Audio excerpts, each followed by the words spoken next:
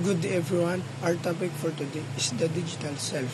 This lesson will help us to understand how technology, social media, and the internet shape our identities. As Germany Kent once said, there is too much negativity in the world. Do your best to make sure you aren't contributing to it. This will guide us as we go through our discussion. Introduction. Filipino are known as the most active internet users in the world. On average, we spend more than 10 hours online every day and more than 4 hours on social media. Example like Facebook, YouTube, TikTok, Messenger, Instagram dominates our daily lives. But as Kenneth Jurgen explained in 1994, we sometimes develop what he calls saturated self, different version of ourselves depending on the group we interact with online. Our challenge is to remain authentic even in the digital world. Lesson 1. The development of digital self. So when we say digital self, it is an online version of who we are in this digital world. It refers on how we present ourselves online through social media. Just for example, iyo Facebook, iyo Instagram account, nagpo-post ka mga dito, nag-upload hin mga photos, mga comments, or any other information nga gin-share through online. Also, it is a digital identity that nag-change siya over time because of kung anon imo mga gimpo-post ngadto, tapos kung paano ka ba nag-a-act social media. And let's move on to 1.1. Who are the digital citizens? So, mga digital citizens is everyone who uses internet, mga nagbabrowse at internet. Just for example, students, teachers, mga students, mga teachers, mga workers, or any other users nga nagbabrowse through internet. Also, may dalawat good digital citizen, which is mga wisely hira or responsible hira hit paggagamit hit social media. So now, let's move on to digital citizenship guide, which we practice the safe, responsible, and the legal use of technology. The first one is the digital commerce. Be respectful and always have permission before you hit the buy. So, just for example, diba, magpo-purchase kahin cellphone through online. Shopee ka mag-order or Lazada. Before ka mag-click and buy, pag umupaliton, is dapat kikitaan mo lang if legit ba iton nga seller or iton ba nga iya shop is diri ka ba scam. So the second is the digital downtime. Remember to digitally disconnect and spend time with others. So siya niya nga it imo all of your time. So imo tanan nga time is dapat babalance mo lahi. So ini nga 4 to 5 hours is magsi-cellphone act.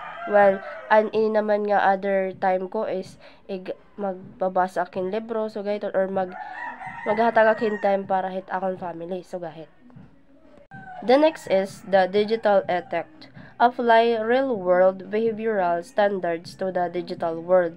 Kumbaga, asya niya ang mga behavior mo social media. Just for example, diba, nag-away ka mo imo sangkay. Person in person, nag-away ka mo. While ini naman nga imo sangkay is nag-post social media nga sugad ini, tas asya na iton nga nagkakamiada na ditohin mga mga behavioral nga act, sugad dito may na mga bad words nga na igagawas. Dapat kung sugod mga conflict, dapat iniiwasan na lang iton nga mag-post pa online, kasi mga conflict is pwede naman ayuson in person, diba? The next is the digital health. So, know when to stay connected and when to turn off your device. Dapat maaram ka mag-time management, diba? Time limits pa. Kumbaga, imo time limits is dapat makakakaon ka hintuhay, maalagaan mo pa tim kalugari mo dirilat nga puros kala screen time, puros kala pag sinelpon, bugos mo nga adlaw so gahit inuubos mo la time pag sinelpon diri ka na nakakakaon hintuhay so gahit. Is digital literacy. Avoid suspicious emails, website, and online advertisement.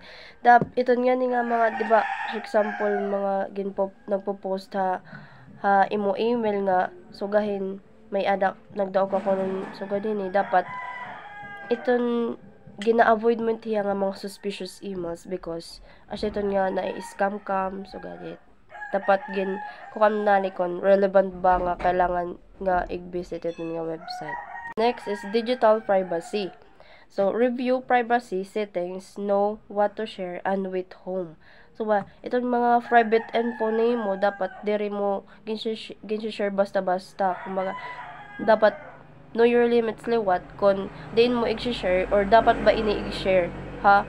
Or dapat ba ini i-share, ha? Iya, so ganun Next one is digital responsibility. Reports problem, abusive behavior, and inappropriate image or content. Siya naman dapat responsible kahit paggagamit ng technology. Just for example, may danim classmate nga so cyberbullying, i-report mo kahit imo teachers or mga nga dapat nga angay pag-reportan. So guys. Next one is the digital security. This is the last one. Make password easy to remember but hard to guess. Asya na yun dapat nga credibility mo ginahat imogin kuan nga account. Just for example, maghihimo ka nga ng Facebook account or in other basta kuan mga account so guys. Dapat nagkukan kahin mga easy to remember but hard to guess. Just for example, dari ka magkukanin mga imula birthday hit password because easy tiya ma-guess hit mga hacker yan. 1.2 Why do we have a digital self? So bakit may digital self? People create different online personas because of Number 1. Desire to meet expectations. Many people, especially women, edit their photos to look better and match what society or media considers beautiful. Mga tao ko especially women, bago nila pinupost era picture, gine-edit lang ko nira para hira maging attractive or perfect katulad ng mga artista. So, kasi dani naman na-pressure it hira kung pasok ba ta ira kausay hit nga standard ng society. Magkukuan malanay hira nga, hala okay na ba to? Mausin na ba akin? Uni na mabash akin? Sugi-sugahin. Parang napipressure ba hira kapag magpupusira. Sige, number 2 na. Desire to boost self-esteem. Posting pictures or updates and getting likes or comment helps people feel appreciated and confident. Itaw ko kapag nagpo-post sira, karagit nira nga nira makatanggap nga likes, hearts, positive comments kasi dahil dun mas nafi-feel nila na nakakagawa hirahin tama or mabuti. Tas nakakakuha da mahirahin confident ira sarili. For example, may sa nga babae. Nagpost siya tiya grade diga nga ni hataas pero sakto la mapasar. Tas ayun, damo kunta nag-heart, tas may nag-comment na wow, keep it up, suga-sugahit. Tas syempre, naka-receive kahin mga positive reacts, mas mag-aaral ko talaga ng mabuti. Okay, number 3. Desire to feel belongingness. People often join online trends and challenges to feel included and connected with others. Yung iba, karag nira bumuligit mga groups online. Sumasali sa mga trend na sayaw, mga fashion style, mga viral na memes. Kasi dahil doon, nafe-feel nila na belong hira at diri na left out. For example, di ba may trend na nagtutrobak hira tayo mga pictures dati. Tas magta-transition na mahirahan, nag-blow up na ko na hira. Yung parang before and after sugahit. Dara kay binulig ka ng nga sugahit nga trend, nafe-feel nim na bilong ka na hit mga tao na nag-blow up na talaga. Number 4, bigger sense of freedom. Online, we can be more open about our thoughts and personalities because there is less fear of being judged face to face.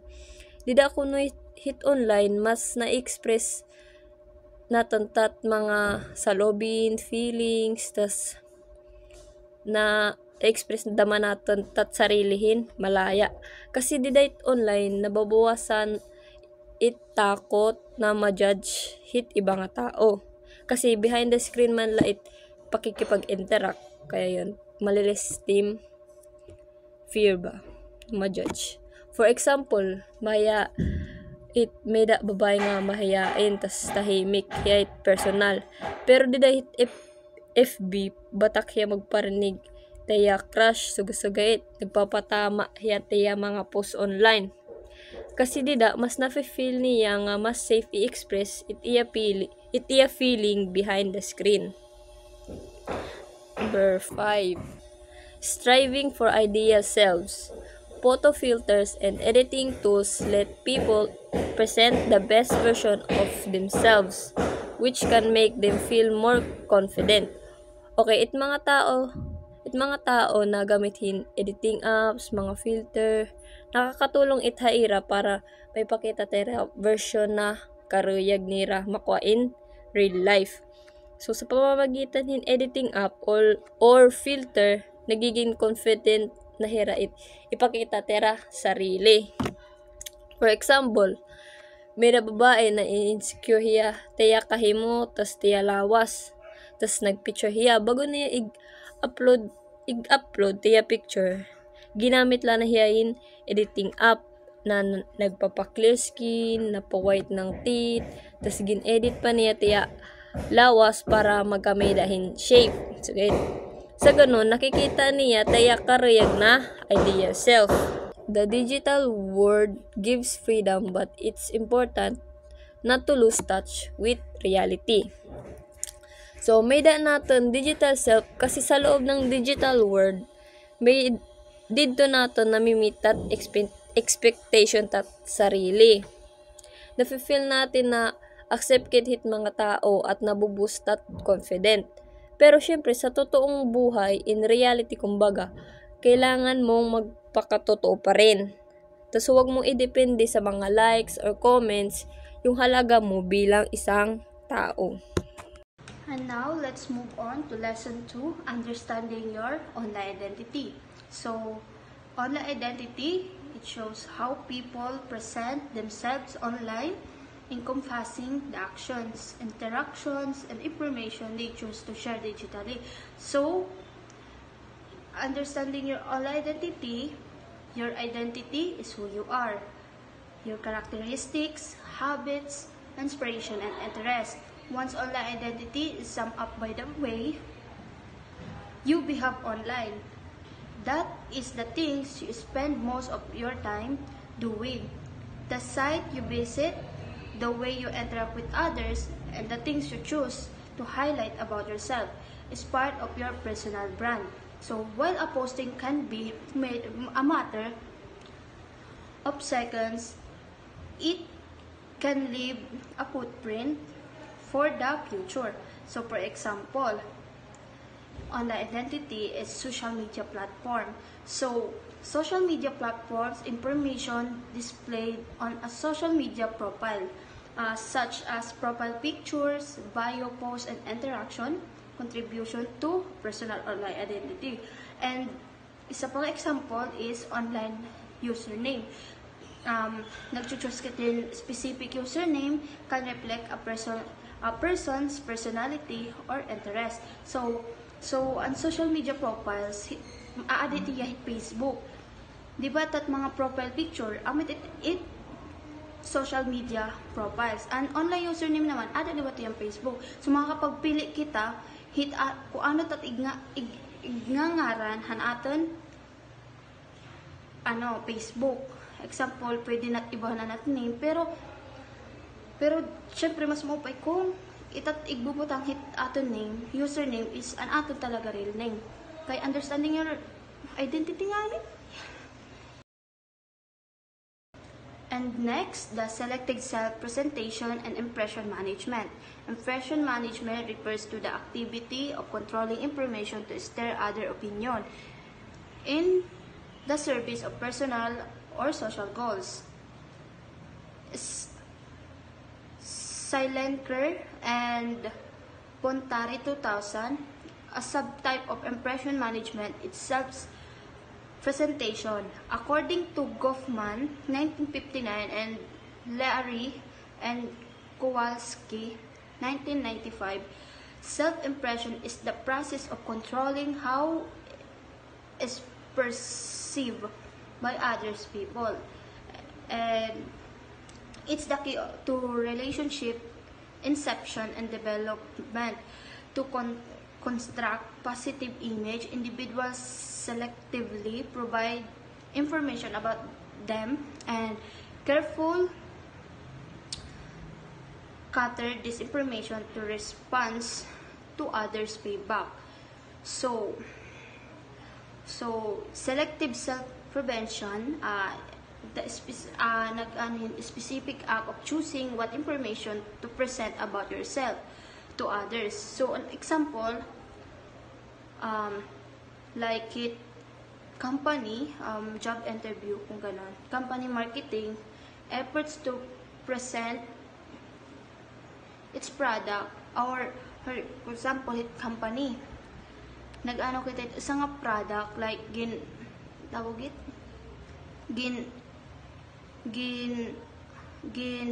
present ta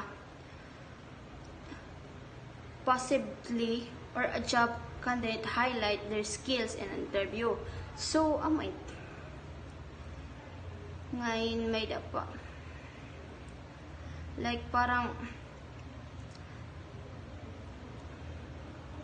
pagpipilihit mga sugahit kung anong impormasyon sasabihin. Example na lang, isang job interview, isang tao ay maaaring mag-focus lang sa mga positibong karanasan at iwasan ang mga panibagong proyekto. So, siya it's selective self-presentation. That's all.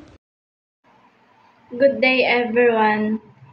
At ngayon po ay i-report ko ang tungkol sa fear of missing out or FOMO, social media envy at disinhibition effect. Ang mga topic na ito ay konektado sa kung paano tayo naapektuhan ng social media sa ating emosyon at ugali, lalo na sa panahon ngayon na halos lahat ng bagay ay ginagawa online. Una na rito ang FOMO o fear of missing out, ay yung feeling na parang mas maganda o mas masaya ang buhay ng ibang tao kaysa sa atin. Madalas itong nangyayari kapag nakikita natin sa social media yung mga highlights ng buhay ng iba. Dahil dito nagkakaroon tayo ng social media envy o inggit sa nakikita natin online na pwedeng magdulot ng mababang self-esteem, anxiety, minsan depression. Para maiwasan natin ito, kailangan natin tandaan na hindi lahat ng nasa social media ay totoo o realistic. Mas magandang kung pahalagahan natin ang real life moment natin, gamitin ang inggit bilang motivation, bilangin ang blessings natin, i-unfollow ang mga nakaka-stress, at mag-social media detox paminsan-minsan para makapagpahinga rin ang isip natin. Ang pangalawa naman, ang disinhibition effect ay yung tendency ng mga tao na maging mas open o minsan mas aggressive online kaysa sa personal. Dahil kasi sa internet, parang nawawala ang mga social limitation. Mas madali sa iba na magsalita o gumawa ng bagay na hindi nila gagawin sa harap ng tao. May dalawang klase ito. Una rito ang benign disinhibition kapag positive, tulad ng pagiging open o mabait sa online. Ang pangalawa naman ang toxic disinhibition kapag negative. Kapag negative naman, tulad ng cyberbullying, trolling impersonation o cyberstalking. So, good morning everyone. Our topic for today is about setting boundaries online. So, before we post anything online, we should ask ourselves important questions like, am I oversharing? Is this permanent? Would I be okay if everyone saw this? For example, we should avoid posting personal information online since it can endanger our safety. The other one is spotting red flags. Lastly, we must be careful of red flags when talking to strangers online. If someone keeps a secret or pressures us or asks for private or sexual content, we should immediately stop interacting with them. So, for example, if a stranger asks for personal photos, that's a clear red flag. And that's all, guys.